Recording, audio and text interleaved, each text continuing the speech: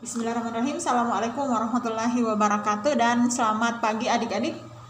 Hari ini kita akan membahas mengenai materi ukuran penyebaran data.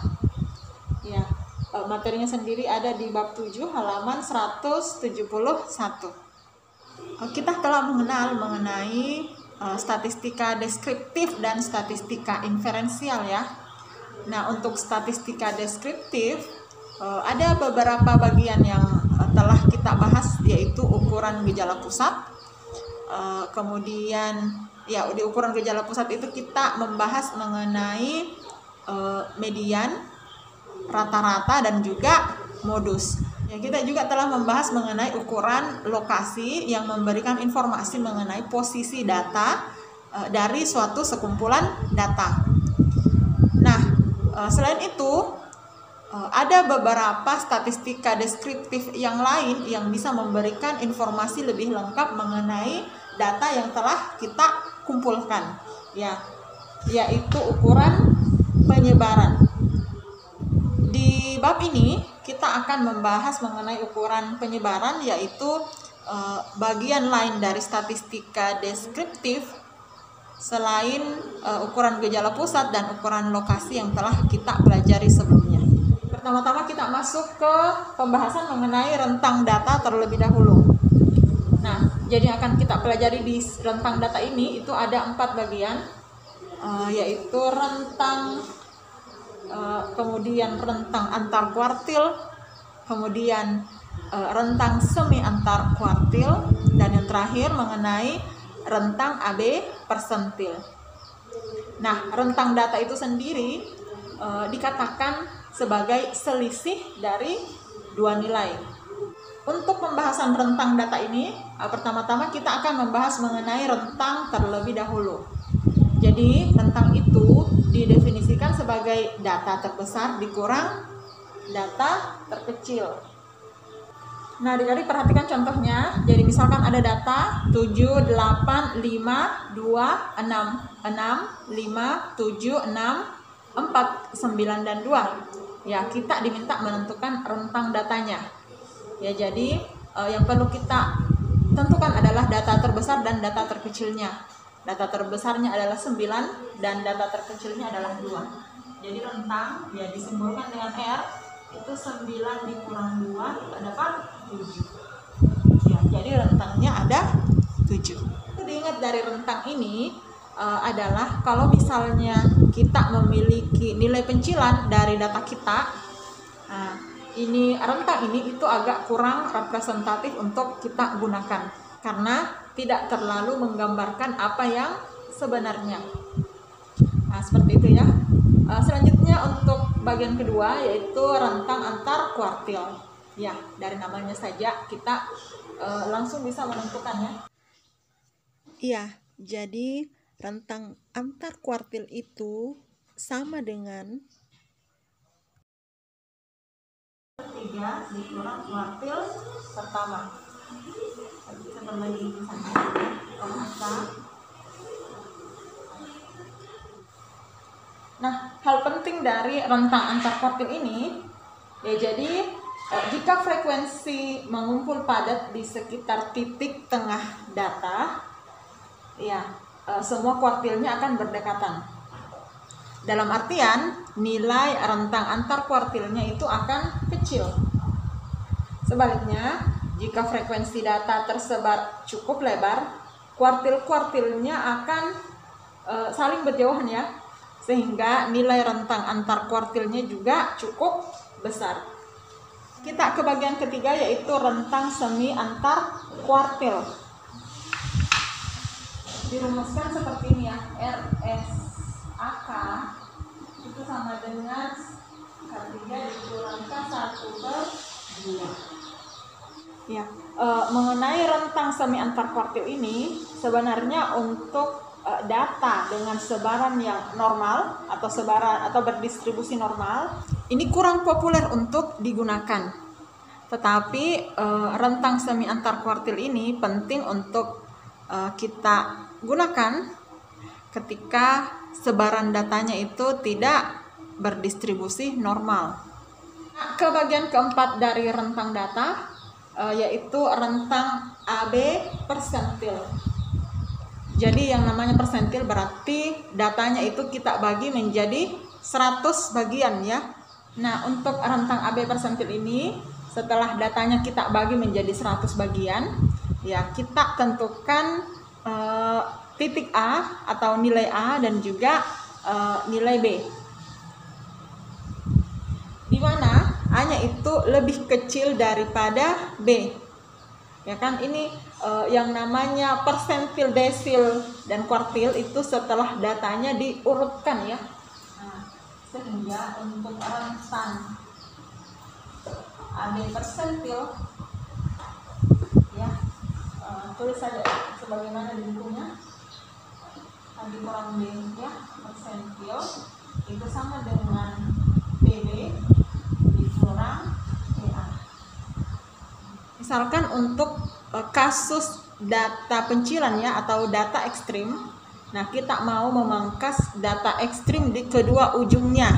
Nah, misalkan kita mau mengambil 80 saja atau 80% datanya, berarti kita memangkas 10% di sebelah kiri dan 10% lagi di sebelah kanan ya, atau 10% data terkecil dan 10% data terbesar. Ya, sehingga di sini kita tulis 10 ya, 10 sampai 90 ya. 10 sampai 90 persentil, berarti di sini kita ambil persentil ke 90 dikurang persentil 10. Gitu. Berarti kita hanya menggunakan 80% data di tengah dan memangkas 10% data terkecil dan 10% data terbesar. Untuk contoh soal dari rentang AB persentil ini ya, kita kembali dulu ke contoh persentil ya. Jadi misalkan ada datanya seperti ini. Jadi kita akan menentukan rentang AB persentil untuk persentil ke-5 dan persentil ke-90. Jadi dalam hal ini kita akan menggunakan 85% data di tengah. Nah, seperti itu. Jadi kita akan mencari persentil ke-5 terlebih dahulu dan juga persentil ke-90. Untuk persentil 5 ya, atau persentil ke-5, nah kita perhatikan adik-adik bahwa jumlah seluruh datanya itu ada 125 data, sehingga persentil ke-5 nya itu akan terletak pada ya, itu sama dengan 5 sini ya, 5/100 dikali 125. Ini habisnya ini 4, ini 5 ya, keduanya dibagi dengan 25, berarti 25/4. Nah, 25/4 berarti letaknya itu ada di posisi ke-5 ke atas ya, antara 5 sampai 6 gitu kan. Nah, kita lihat, perhatikan datanya adik-adik ya. Data ke-5 itu, persentil ke-5 ini itu terletak pada interval kelas kedua, yaitu 136 sampai 140. Berarti batas bawah kelasnya itu adalah 135,5 ya. Kemudian panjang kelas intervalnya itu yaitu 136 sampai 140, berarti 5 ya. Kita tulis P5. P5 itu sama dengan 135,5 ditambah 5, kemudian 5/100 kali 125, langsung saja ya, 25/4 dikurang frekuensi kumulatif untuk kelas di bawahnya, berarti 3. berarti 3 ya. Dengan menggunakan kalkulator, kita akan peroleh nilai 136,98. Dengan cara yang sama, kita bisa menentukan persentil ke 90.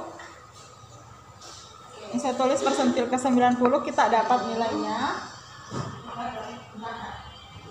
Itu 165,32. Jadi rentang 5-90 persentil itu kita dapat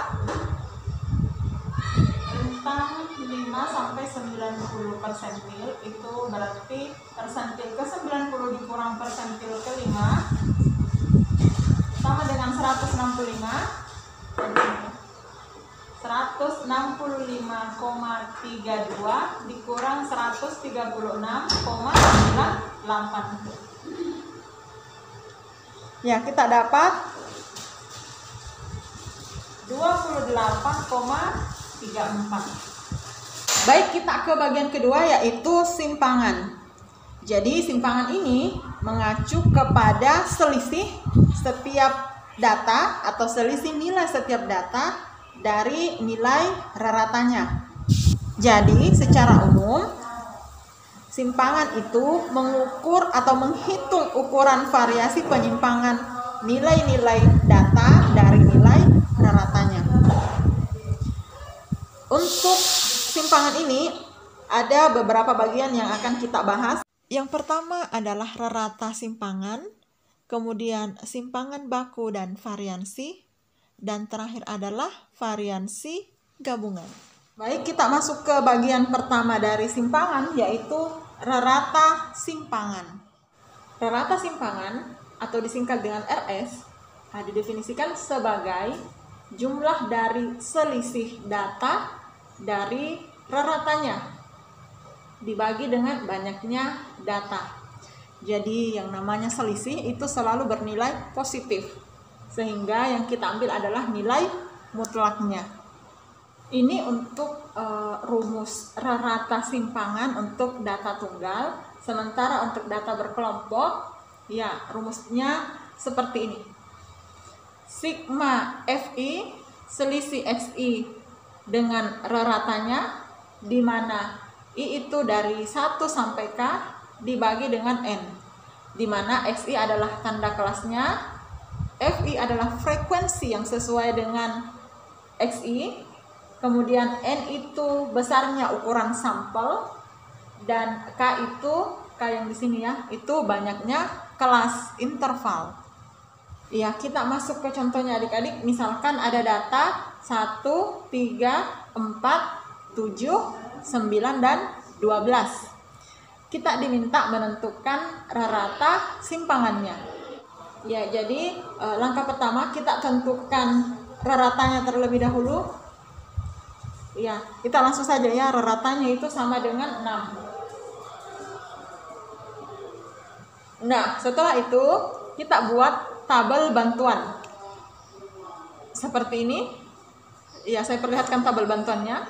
Tabel bantuannya itu berisi kolom Xi atau datanya, kemudian kolom Xi dikurang X bar alias data dikurang raratannya, kemudian nilai mutlak dari Xi dikurang raratannya atau data dikurang raratannya. Sebenarnya adik-adik bisa kita gunakan 2 kolom saja, yaitu kolom Xi dan juga kolom selisih Xi dengan raratannya, kalau misalnya mau lebih singkat lagi. Kita lihat di tabel itu ya, bahwa selisih data dari raratannya itu sama dengan 20, sehingga rarata simpangan kita peroleh sebesar 20 dibagi 6 ya, karena ada 6 data ya, N-nya sama dengan 6. Nah, diperoleh nilai 3,33. Jadi rarata simpangannya itu sama dengan 3,33. Baik, kita lanjut ke bagian kedua dari simpangan, yaitu simpangan baku dan variansi. Jadi simpangan baku itu adalah ukuran yang dapat kita gunakan untuk membandingkan penyebaran suatu data dengan data yang lain. Ya, jadi untuk simpangan baku itu kita simbolkan dengan S untuk sampel dan sigma untuk populasi. Saya arahkan ke statistik dan parameter. Nah, masih ingat mengenai statistik? Statistik itu adalah ukuran yang kita gunakan dalam sampel. Sementara parameter adalah satu ukuran yang kita gunakan dalam populasi. Ya, ini dia, ini bedanya. Ini statistik untuk simpangan baku dan ini parameter untuk simpangan baku. Sementara untuk variansi kita definisikan adalah pangkat 2 dari simpangan baku. Jadi perhatikan bahwa ini adalah variansi untuk sampel atau statistik dari variansi untuk sampel, dan ini adalah parameter untuk populasi. Baik, kita ke rumus dari simpangan baku dan variansi. Jadi di sini diberikan dua bagian. Jadi bagian pertama itu rumus untuk data tunggal, variansi untuk data tunggal. Kemudian yang kedua itu, kelompok kedua adalah rumus variansi untuk data berkelompok. Nah, kenapa yang diberikan cuma rumus variansi? Ini kan rumus variansi yang untuk sampel. Karena untuk mendapatkan nilai dari simpangan baku, kita cukup mengakarkan nilai dari variansi. Kalian perhatikan ya adik-adik, di sini ada dua rumus untuk data tunggal. Nah, para ahli menemukan bahwa nilai atau rumus yang paling bagus di antara dua rumus ini adalah rumus kedua. Tapi tetap adik-adik dapat menyesuaikan dengan kebutuhan. Nah, untuk data berkelompok juga sama ya, seperti ini dia. Yang paling baik dari dua rumus ini yaitu untuk bagian keduanya, karena secara statistik ya para ahli menemukan bahwa rumus kedua ini baik untuk data tunggal maupun data berkelompok itu kita mendapatkan penaksir yang tak bias. Jadi penaksir di sini ini adalah S untuk dia sebagai penaksir untuk sigma. Dipahami maksud saya? Jadi ini sampel simpangan baku untuk sampel, dia menaksir simpangan baku untuk populasi. Ya, jadi kita katakan bahwa S itu adalah penaksir dari simpangan baku sigma. Demikian juga untuk S kuadrat. S kuadrat ini adalah penaksir untuk variansi. Dalam hal ini sigma kuadrat. Mungkin ada adik-adik yang bertanya, apa yang dimaksud dengan tak bias atau penaksir yang tidak bias? Artinya penaksir yang kita gunakan itu tingkat kekeliruannya lebih kecil daripada penaksir yang bias. Nah, jadi kita katakan bahwa penaksir untuk S ini, S kuadrat ini dengan menggunakan rumus ini itu penaksir yang tidak bias jika dibandingkan dengan penaksir S2 ini dengan menggunakan rumus yang ini. Adik-adik, kita masuk ke contohnya. Adik-adik bisa lihat contohnya lebih jelas itu di halaman 182 sampai 183. Ini saya berikan tabelnya seperti ini. Ya, kita diminta menentukan variansi dari data pada tabel 7.1 tentang upah 94 pegawai. Nah, kalau adik-adik lihat di tabelnya, jadi ada beberapa kolom yang dicantumkan di situ. Tabel sebaran untuk upah 94 pegawai ini itu kan cuman dua saja ya, dua kolom, yaitu kolom upah dan juga kolom FI. Kemudian kolom-kolom yang lain itu kolom XI, kemudian kolom XI kuadrat, kemudian kolom FI dikali XI, dan terakhir itu kolom FI dikali XI kuadrat. Itu kita sesuaikan dengan kebutuhan di rumus yang akan kita gunakan. Jadi untuk kolom ini sifatnya tidak baku ya untuk penentuan kolom-kolomnya. Ya, perhatikan adik-adik bahwa kita akan menggunakan rumus kedua ya dari data berkelompok.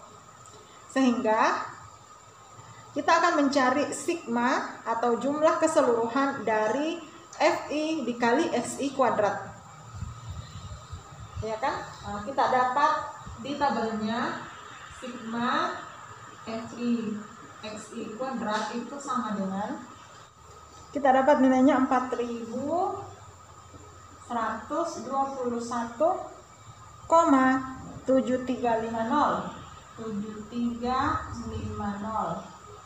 Kemudian di rumus kedua itu kita juga memerlukan sigma FI XI gitu. Kita dapat nilainya 615,30. 615,30. Setelah itu kita substitusi masuk ke rumus untuk variansi. Ya, S kuadrat sama dengan, ya kita peroleh S kuadrat sama N dikali sigma fxi kuadrat dikurang sigma fxi dikuadratkan per N dikali N dikurang 1. Ya, jadi kita nilainya masuk S kuadrat itu sama dengan N. Ya, datanya berjumlah 94. Kemudian dikali sigma FI/XI kuadrat, berarti yang ini 4.121,735 dikurang sigma FI/XI dikuadratkan, berarti 615,3 kuadrat per, ya, 94 N dikali 93. Ya, silakan dicari adik-adik. Kita akan dapat nilai totalnya itu 1,0122.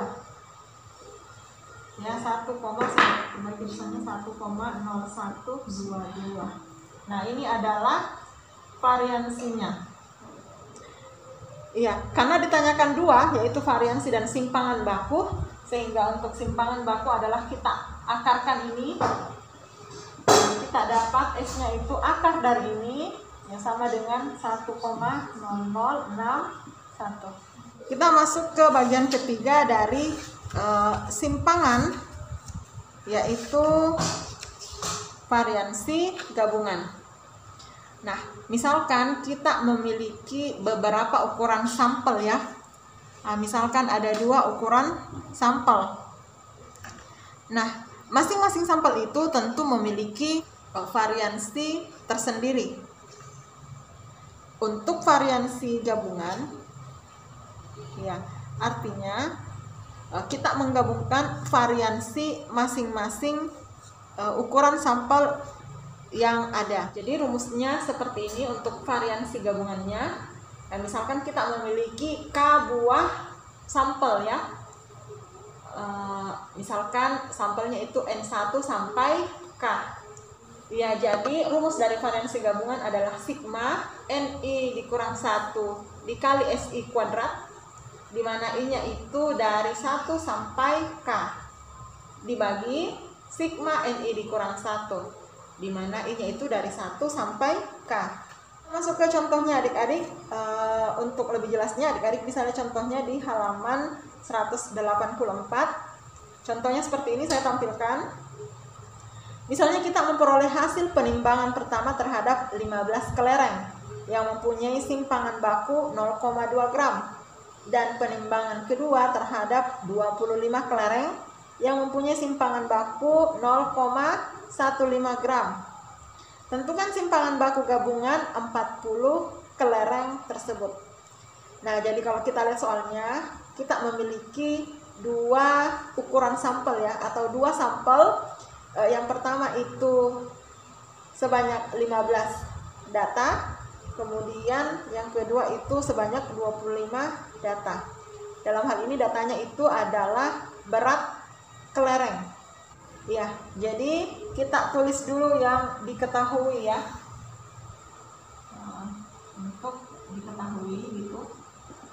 N satunya itu sebanyak 15 kelereng, kemudian N2 nya itu sebanyak 25 kelereng.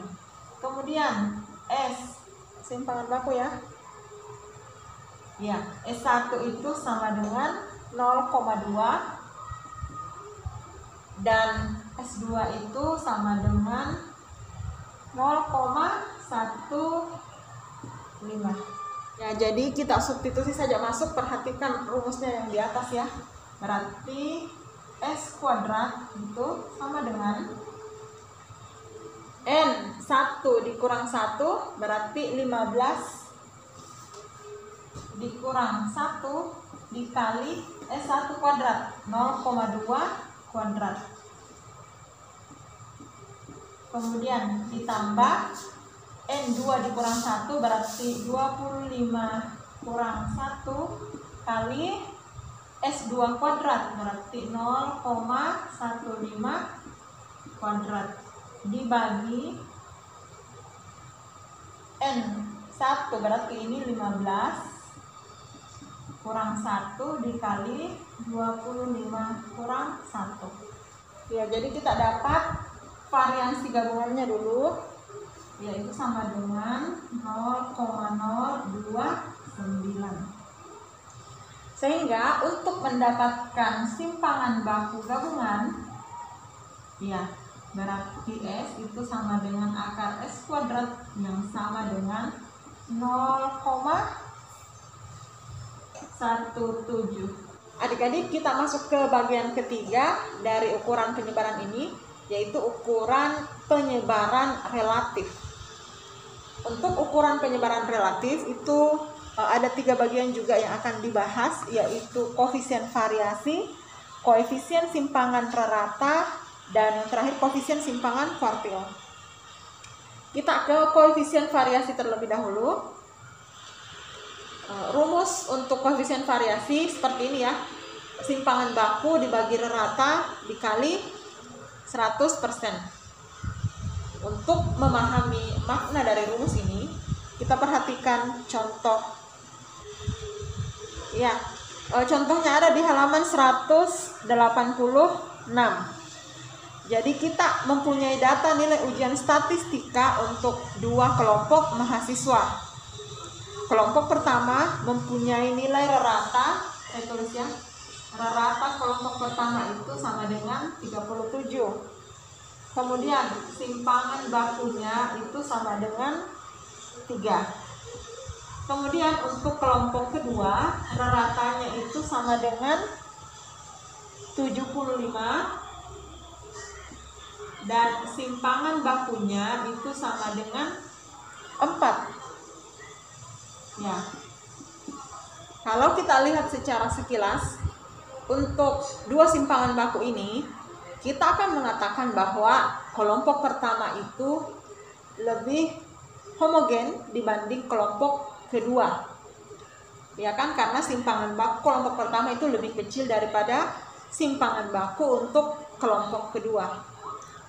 Akan tetapi kalau kita menggunakan koefisien variasi, kita tulis dulu di sini ya, saya tulis di bawahnya. Ya, kita perhatikan ya. Koefisien variasi untuk kelompok pertama itu berarti simpangan baku pertama berarti 3. Kemudian dibagi ratanya 37 dikali 100%. Di sini kita dapat 8,11%.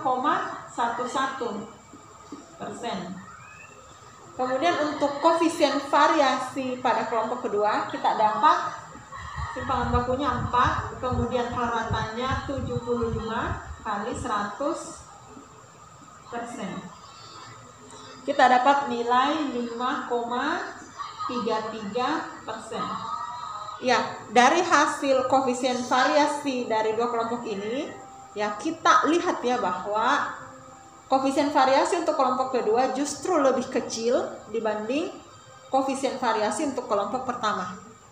Sehingga kesimpulan tadi yang mengatakan bahwa kelompok pertama itu lebih homogen daripada kelompok kedua itu kurang tepat ya. Dengan melihat koefisien variasinya, kita justru bisa menyimpulkan bahwa kelompok kedua itu justru lebih homogen daripada kelompok pertama. Kita ke bagian kedua dari ukuran penyebaran relatif, yaitu koefisien simpangan rata, disingkat dengan KSR. Nah, untuk KSR ini ada dua rumus yang bisa kita gunakan tergantung dari data yang kita miliki. Apakah yang kita miliki itu rata kah ataukah median? Nah, untuk KSR sendiri itu rumusnya rata simpangan. Iya. Tadi kita singkat rata simpangan ini dengan RS ya, dibagi rata dikali 100%. Kemudian untuk rumus kedua dari KSR, yaitu rata simpangan dibagi median dikali 100%. Untuk contohnya bisa adik-adik perhatikan di halaman 187. Silakan dibaca baik-baik. Saya langsung masuk ke koefisien simpangan kuartil. Koefisien simpangan kuartil ini ya kita gunakan ketika kita memiliki data pencilan atau data ekstrim. Nah, koefisien simpangan kuartil itu disimbolkan dengan KSK, di mana KSK itu sendiri adalah kuartil ketiga dikurang kuartil pertama dibagi kuartil ketiga ditambah kuartil pertama dikali 100%. Contohnya bisa adik-adik lihat di bukunya halaman 188. Itu contohnya bisa adik-adik pelajari sendiri ya. Kita lanjut ke bagian terakhir dari bab 7 ini mengenai ukuran penyebaran, yaitu mengenai bilangan baku. Jadi bilangan baku ini kita gunakan untuk mengubah skor mentah dari apa yang telah kita lakukan di lapangan, dari penelitian yang kita lakukan di lapangan, kita mendapatkan skor mentah. Nah, skor mentah ini akan kita olah menjadi suatu bilangan yang baku sebelum kita lakukan analisis data. Jadi yang diolah untuk analisis data bukan skor mentah ya, kadang juga skor mentah, namun kadang juga harus kita ubah terlebih dahulu menjadi suatu bilangan yang lebih baku ya. Misalkan kita memiliki data dari sebuah sampel berukuran N dengan data X1, X2 sampai Xn dan nilai ratanya itu X bar ya. Kemudian dari data ini kita mendapatkan simpangan bakunya, kita sebut dengan S. Ya, dari data ini kita bisa membentuk suatu data baru yang lebih baku, yang kita namakan transformasi Z ya. Seperti ini transformasinya. ZI itu sama dengan XI dikurang X bar per S. Ya, begitu. Setelah itu kita dapatkan data-data baru berbentuk Z1 sampai Zn. Nah, data-data baru ini kalau misalnya kita hitung, kita akan mendapatkan ratanya itu sama dengan 0 dan simpangan bakunya itu sama dengan 1. Ya, mungkin adik-adik masih ingat mengenai pembahasan kita di bab 3, yaitu mengenai sebaran peluang, khususnya mengenai sebaran peluang Mahler ya, yaitu sebaran normal. Sebaran normal itu mempunyai peubah acak X.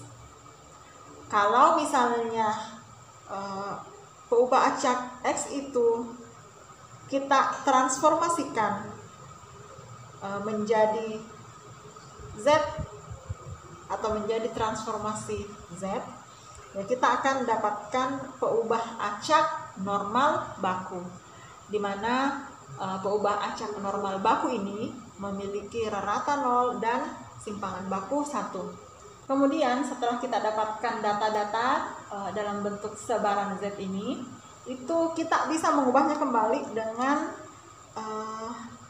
cara mentransformasikan nilai kembali dengan ZI, dengan rumus ya, ZI sama dengan X0 bar ditambah S0 kemudian dikali XI dikurang X bar per S ya, dimana sebaran ini itu mempunyai rata X0 dan simpangan baku S0.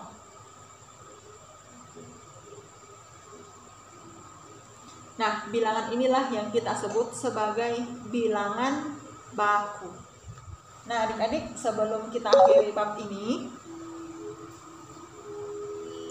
ya, di bagian akhir pembahasan itu diberikan suatu contoh hasil output dari analisis data dari suatu hasil penelitian. Berikut saya tampilkan analisisnya atau output analisis datanya seperti ini.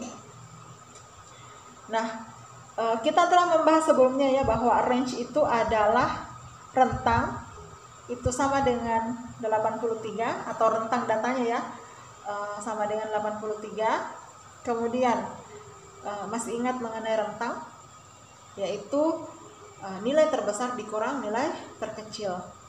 Kemudian minimum itu adalah nilai minimumnya dan maksimum itu adalah nilai maksimumnya. Kemudian untuk N sendiri itu menyatakan banyaknya data. Selanjutnya ada output yang lain yang seperti ini. Ya, di sini kita lihat judulnya dua-dua ya, itu mengenai deskriptif statistik. Jadi apa yang telah kita bahas pada bab 5, 6, dan 7 itu semuanya mengenai statistik deskriptif atau statistika deskriptif. Nah, kita lihat di output kedua ini, ya, banyak sampelnya itu masih sama dengan 100. Kita langsung perhatikan di kolom ketiganya, yaitu standar deviasi. Standar deviasi itu sama dengan simpangan baku. Kemudian kolom terakhir yaitu variansi. Variance ya. Itu artinya variansi datanya. Kita dapat nilainya di situ 312,371. Tadi simpangan bakunya itu 17, ya, 17,674.